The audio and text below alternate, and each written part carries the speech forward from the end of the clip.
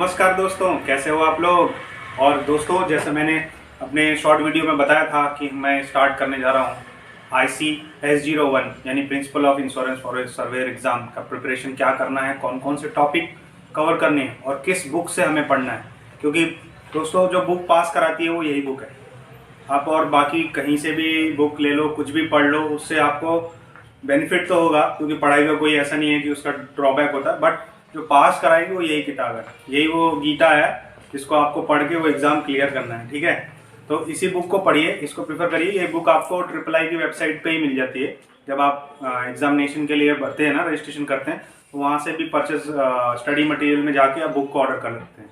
ये दोनों में मिल जाती है, ऑनलाइन भी, और क्या कहते हैं, अगर वो बुक की कॉपी चाहिए तो वो भी मिल जाती है। तो बेसिकली आज की क्लास में हम लोग क्या कवर करेंगे, पहले 3 चैप्टर कवर करने की कोशिश करेंगे, चैप्टर 1, 2 और 3। तो चैप्टर 1 और 2 में बहुत सारी चीज़ें लिखी हुई हैं, बहुत सारा कन्फ्यूजन है और लैंग्वेज ऐसी है और बहुत बोरिंग है। तो उसमें जब आप घुसोगे तो आपका बहुत सारा टाइम वेस्ट होगा।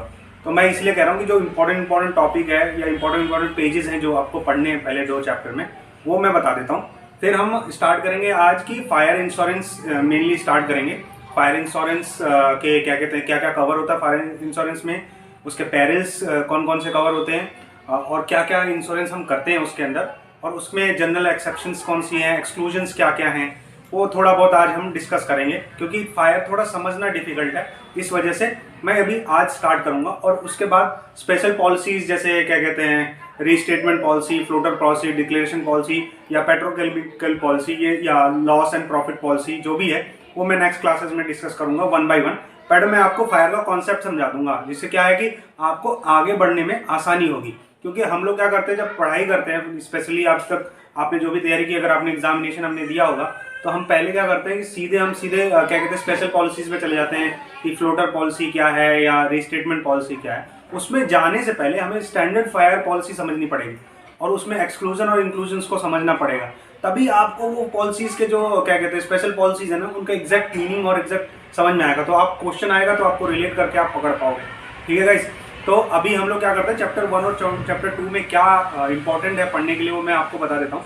सबसे पहले जो मैंने अपनी पिछली क्लास जो रिस्क वाली थी, और व्हाट इज रिस्क, और बॉन्डमेट्री, और क्या कहते हैं रेस्पोडेंशियल बॉन्ड के बारे में बताया था। अब वहाँ से ये टॉपिक्स को देख सकते हैं, वीडियो मैंने बहुत ही डिटेल में समझाया है। तो आपको क्या पढ़ना है, फर्स्ट चैप्टर में रिस्क पढ़ लेना है, रिस्क क्या होता है। उसके बाद टाइप्स ऑफ रिस्क पढ़ लेना है, ठीक है। और उससे थोड़ा बहुत उसमें मटेरियल दिया हुआ है 1-2 पेजेस का, वहां तक आप रीड करके बस उसको समझ लो।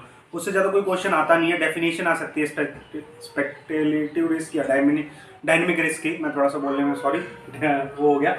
और ये डेफिनेशन बॉडी बॉन्ड और रेस्पोडेंशियल बॉन्ड मैंने बहुत अच्छे से समझाया उसमें, आप बिल्कुल उसको रिलेट कर पाओगे जब आप चीज़ों को पढ़ोगे। उसके बाद आपको क्या करना है ना, लॉयड्स एक्ट के बारे में पढ़ना है।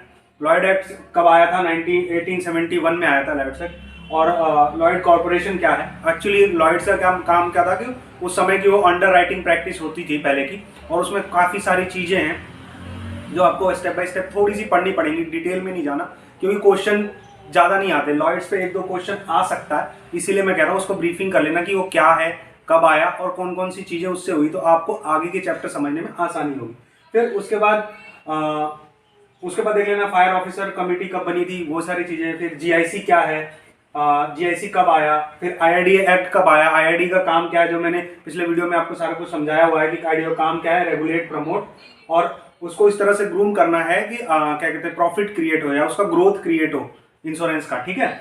और उसके अलावा क्या है, इंश्योरेंस एक्ट कब आया, या IRDA का रेगुलेट, प्रमोट या इंश्योरेंस की ग्रोथ के अलावा और कौन से काम है, तो उसके लिए इंटर अलिया के ऊपर जैसे मतलब कि इसके अलावा मींस रिमोट, प्रमोट और इंश्योरेंस को आगे बढ़ाने के अलावा IRDA और से कौन कौन से काम है, तो उसमें और क्या काम है, जो ये क्वेश्चन हमेशा आता है एक बार, तो आप देख लेना कि और कौन से काम है। तो इसमें ये टर्म लिखी होती है, इंटर अलिया करके एक टर्म लिखी होती है। इसका मतलब होता है कि इसके अलावा मींस अदर देन दिस। तो अदर देन दिस में क्या होता है IRDA का कि वो क्या क्या और काम कर सकता है। तो एजेंट्स को लाइसेंस देने का काम हो सकता है, जो सर्वेयर और लॉस असेसर होते हैं उनको लाइसेंस देने का काम हो सकता है, जो ब्रोकर्स होते हैं डायरेक्ट या इंश्योरेंस वाले ब्रोकर्स जो होते हैं, आपने ब्रोकर्स के बारे में सुना होगा, जो इंश्योरेंस कंपनी का पर्टिकुलर ब्रोकर है वो कंपनी को बिजनेस से क्रिएट करके देता है, ठीक है।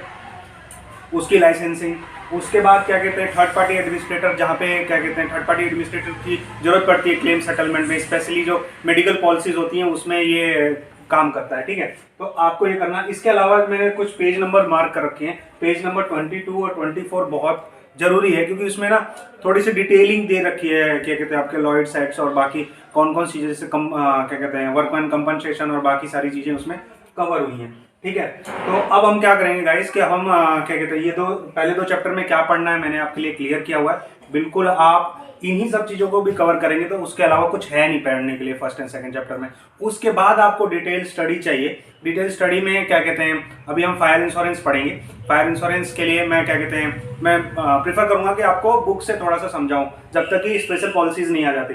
ठीक है, थोड़ा बुक से समझाने में, क्योंकि मैटर बहुत सारा लिखा है जो मैं बोर्ड पे लिख के कवर नहीं कर सकता, तो मैं आपको बाय द बुक जाऊंगा। ठीक है, सुनिए ना, ये चैप्टर बहुत लंबा हो गया है, इसलिए दूसरे वीडियो में कंटिन्यू किए हैं।